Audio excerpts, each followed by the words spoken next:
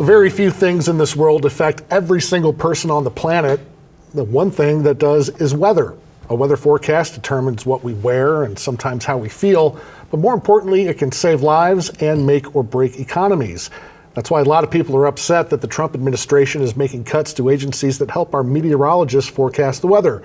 Two of Central Illinois' longest tenured and most popular meteorologists join me now to weigh in on these cuts. Chuck Collins with 25 News and Chris Yates with WMBD. Good to see you guys. Good to be here, Mark. Thanks. Good to see you. Well, we should say too that we're all former co-workers with you guys, so it's good to see you. Yeah. Let's talk a little bit about these cuts, and things are changing by the day. People are being cut, people are being rehired.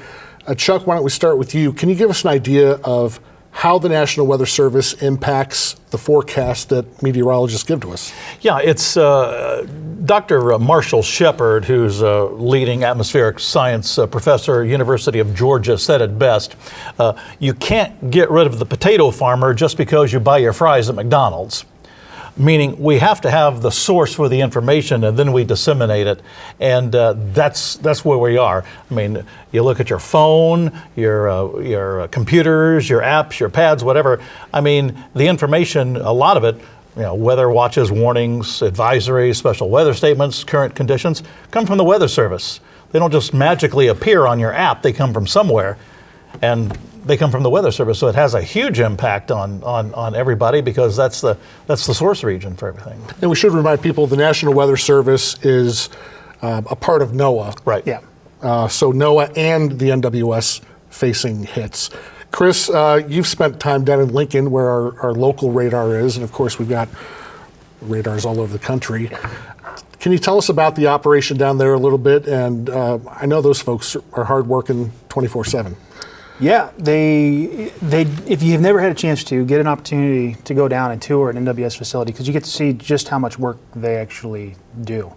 As Chuck said, everything you get on your phone, everything we relay on TV. Now the forecast is usually our own, more often than not, but all that forecast data is based on stuff that comes from NOAA or the National Weather Service. And when we have really bad weather, one thing that has improved a lot over the last 20 years is the collaboration between meteorologists like us on TV and those at the National Weather Service.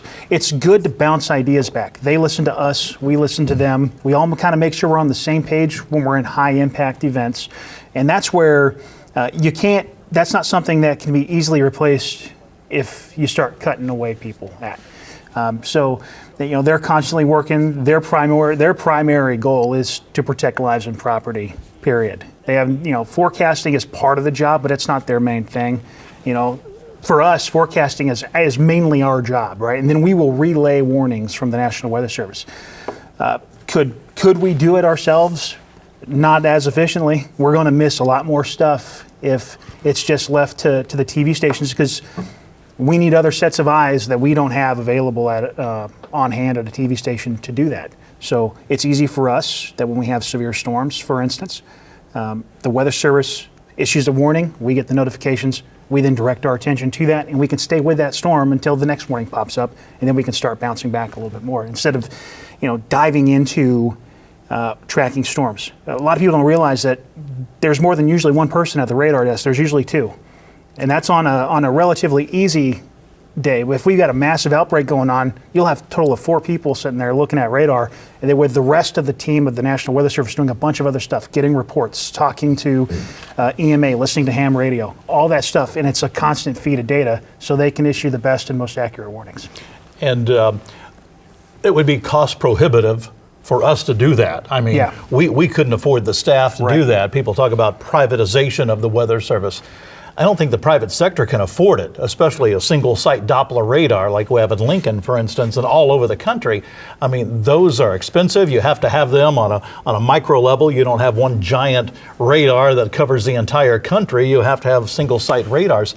And it would be cost prohibitive for us to have that. We don't have the staff to do that. I don't. You don't. Mm-hmm. We couldn't afford to have that type of staff. So that's especially when we're talking about, ground zero warnings and watches and advisories and serious weather, we're partners. We relay that information, and we put our own expertise on it as well to let the viewer know exactly what's happening. But yeah, that'd be cost prohibitive to do that. One of the big tools that the National Weather Service uses are weather balloons. And as we're taping this, I know a weather balloon in one Alaska city says won't be launched, temporarily suspending some launches in Albany, New York, and in Maine. Right. How important are these weather balloons, and what happens if we don't have them or they're not launched as often? You want to take that one, Chris? Yeah, they're crucial to getting an idea of the entire atmosphere. In order for models to project what the future is going to do, we need to know what it's doing now. Otherwise, any gaps between them, there's already a lot of gaps. If you're wondering why forecasts change so much over a 3-4 day period, it's because we're doing a lot of guessing as to what the initial conditions are right now. There's a lot of water that covers the globe. That's a lot of space where we don't have observations. There's a reason forecasts improve when storms move over land. It's because now we're getting better data. And a lot of that data comes from weather balloons. Now, there's still a lot of gaps. So there's still a bunch of guessing that's going on, but the more we can fill those gaps with balloon launches, the better things are going to be. Now, they're suspending launches occasionally, which tells me more often than not that we're still going to be getting data, which I think is going to mitigate this from becoming a significant issue. I know we had issues when we had the helium shortages a couple of years back. They had to dial back certain balloon launches. Then they were able to prioritize. Okay, we'll only launch on bad weather days. Now, if they don't have the staff for it and we desperately need a balloon, that's going to be a problem. I mean, I've seen complete forecasts bust because a handful of balloons weren't calibrated right. So that stuff is important. It's more important. I know it might seem like an old technology, but it works the best because it can sample the entire atmosphere. It gets a lot higher than airplanes. It gets a lot higher than drones. Drones and airplanes can help fill the gaps, but they can't cover everything. And weather balloons, last I checked, like $200 a pop. Well, Lincoln does 2 a day, and you have a couple of hundred offices that launch balloons. I mean, there's a lot of money in that technology. Once again, it's something I couldn't do. I couldn't afford to do, but we need that information. And plus, when we're anticipating severe weather, they usually do 2 balloon launches a day, one in the morning, one in the evening. We're having severe weather, they might do a special midday launch just to see what the atmosphere is doing, because we're anticipating severe weather. That'll give us a better idea of severe weather to come later that day or that evening. So like Chris said, it almost sounds like ancient technology, but the balloon relays information back to the home base. It's all fed into mega computers, and we come out with the observations we need to know to do the forecast or predict severe weather. Speaking of ancient technologies, a lot of the stuff we use, radar itself is a very old technology. Now, it's been updated, it's been modernized, but it's still a relatively old system. There are a lot better radar systems that do exist that maybe one day can be implemented into the future, but that's not going to happen when you cut funding. Yeah. One of the limitations to getting those better radars is the lack of funding. So we should, in my opinion, we probably should be putting more money into the industry instead of taking it out, because there's a lot of promising technology that's just waiting out there to be harnessed by the weather community in general, and a lot of great research. The future, I think, for tornado warnings and what's coming down the pipe is very, very promising in saving lives and increasing lead times, but that's not going to happen if you start taking away funding. Yeah, and we're looking at the next generation radar coming up already. I mean, the Lincoln radar was put in 1995. It's been updated, but the entire next generation of radar, we have to invest in that technology in order to increase warning times. Warning times, I've been doing this so long, I go back to the days of a magnetic weather board, for heaven's sakes. But anyway, I didn't have radar when I first started doing weather. I've been doing weather 37 years out of 49 in the business. I didn't have radar. And when Lincoln came in, had Doppler radar, wow, what a game changer that was. Because it increased the warning time dramatically in situations, and the next generation will do even better than that. So that's one thing.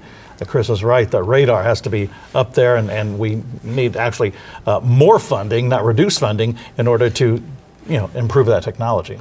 I'm curious, we keep talking about Lincoln because it's the closest radar to us. I'm curious what would happen, and nobody's saying that these offices or radars are going to be shut down completely. Right. And we've seen instances where there have been updates and upgrades in Lincoln. They've had to shut down. We've got radars, in the Quad Cities. That may be the next closest one, or St. Louis. But what would happen, let's say, if Lincoln closed and we had to rely on those other radars? How much of an impact would that have on doing a forecast, especially during severe weather? Yeah, hopefully that never happens. But you're going to be looking at, and I would imagine even if the office closed, that the radar site itself would probably stay the same because it fills an important gap. But we've had examples of this. There were some bad tornado outbreaks. I think the Naplate tornado happened when the Chicago radar was under maintenance, and it was routine maintenance. There was nothing really wrong. It just needed an upgrade. And unfortunately, we had a big tornado outbreak at that time in that area. So we were looking, instead of looking at, the radar 2,000 feet off the ground, we're now looking 15, 20,000 feet up. Well, a lot of storms are rotating at 15 to 20,000 feet up, and so it's hard to get any ground truth. Thankfully, it's an area that was well spotted because it's a highly populated area. That's the downside, is populated, but we had eyes on it. But if that's happening in a more rural community, you get into western Illinois where we start seeing a little bit more radar, some holes in the radar gap due to elevation, it gets a little more questionable. And so, if we were to lose some of those sites permanently, that would be terrible, because there's already a bunch of radar. Our part of the world here, central Illinois, is actually well covered, relatively speaking, to some other rural communities. After spending part of my career in Wyoming, we had a lot of big gaps. And half the time you can't even see what's falling out there because the radar overshoots the showers and the thunderstorms. There's parts in the Carolinas that are actually, there's some big cities that don't have really good radar coverage. So those are kind of important, and hopefully those never go away. Yeah, and obviously, if Lincoln radar goes down for maintenance, we can be covered by Chicago, St. Louis, Quad Cities. Yeah. But fact of the matter is, we're getting so many wind farms around the area. There's talk that we actually need another radar here, because we're getting interference from those wind farms, and there's plans on the table to maybe put another radar in central Illinois, because we're getting some problems with wind farms as well. So, that's totally vital as far as the radar is concerned. As far as the Lincoln office, I don't think that'll happen, but they're chipping away as much as they can. I know we've heard of Weather Service offices being without a technician to work on the radar. If something went down with it, they can bring in other techs from other offices, but that wouldn't be a speedy recovery for anything. So yeah, it's vital. Well, according to reports in February, there were a lot of retirements from NOAA and the NWS. On March the 7th, 586 probationary employees were cut from NOAA, 108 of those coming from the National Weather Service. And CBS is reporting that the next round of layoffs this month, we could see a combined loss of 20% of the NOAA staff. Mm-hmm. And NOAA, again, National Weather Service is part of NOAA, but NOAA does a lot more also. Can you guys talk a little bit about what that organization has in its umbrella? There's obviously there's data collection, there's INSEP, there's also a lot of stuff with fisheries. So, and for those who don't know, NOAA falls under the Department of Commerce. So all of this is to any food you get that's imported, usually probably, especially when it comes to the fishing and that industry. I would imagine there's going to be some heavily regulatory stuff that happens there.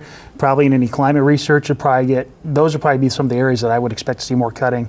Hopefully they don't put more cutting down towards the National Weather Service. You can kind of think of the Weather Service as the police force for protecting us against severe weather, because you can't change it. Mm-hmm. There's no policy that's going to stop a tornado or a severe storm from coming through. The best thing you can do is warn. And so, not knowing what the intent is, where those are going to be, hopefully they can just prioritize those cuts further up. And I would try to get away from anybody who collects data or who even researches anything around safety. People's getting warning a lot faster, model improvements. There's a lot of exciting stuff that's been developed, and I would hate to see all that research being cut short. And we're talking to Hurricane Center, Storm Prediction Center, the other place in Boulder, Colorado, Weather Prediction Center, Jet Propulsion Laboratory in Pasadena. They study El Nino, which has a drastic effect on our weather from time to time. So there's a lot of agencies under the NOAA umbrella. And Chris is right. The Weather Service budget comes under the Department of Commerce because our founding fathers, even that early on, realized that weather affects the economy. And I think that's one of the main advantages that we have in this battle, that it affects the economy. So something that affects the economy to the tune of billions of dollars a year, in fact, trillions over years, I know people will start taking notice of that, and I think some of these things may be changing. I have heard just through the grapevine that some of the probationary people have or will be called back.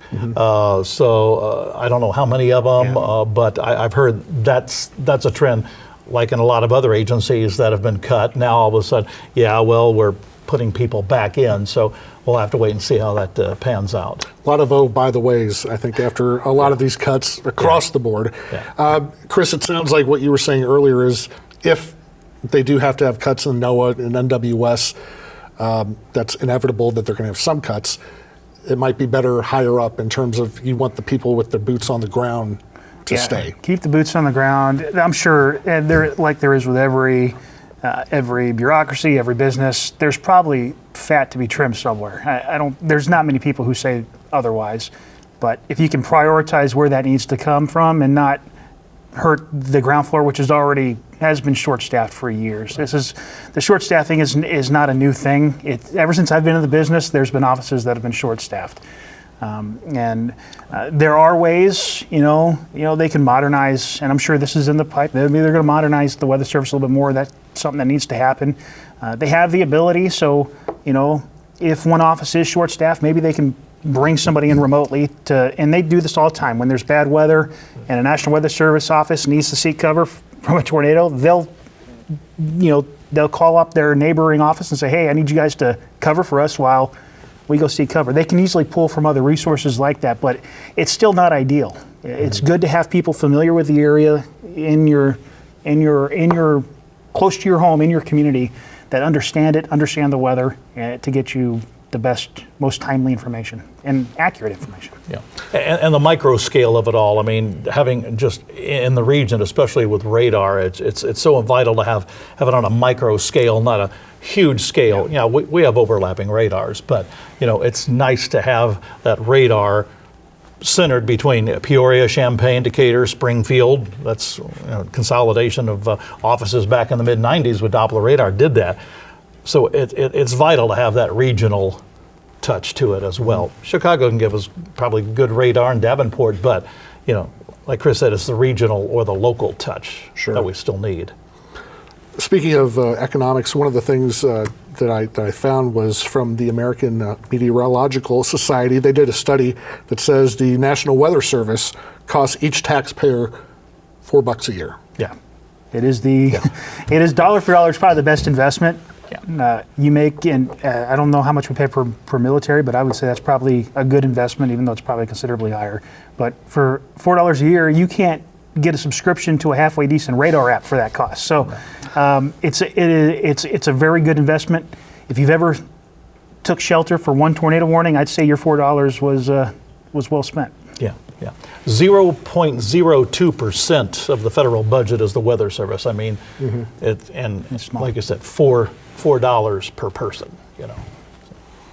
Let's talk about the future of forecasting because you mentioned that there are a lot of spots open in the National Weather Service. Is that because fewer people are interested in the field, or they just weren't filling those spots? I think they just weren't filling the spots. There's a ton of interest. There's probably more interest now than ever before. I mean, when I was in grade school, meteorology was a chapter in my physical earth science class. It was and it was just clouds. That was all my. And then now we got meteorology.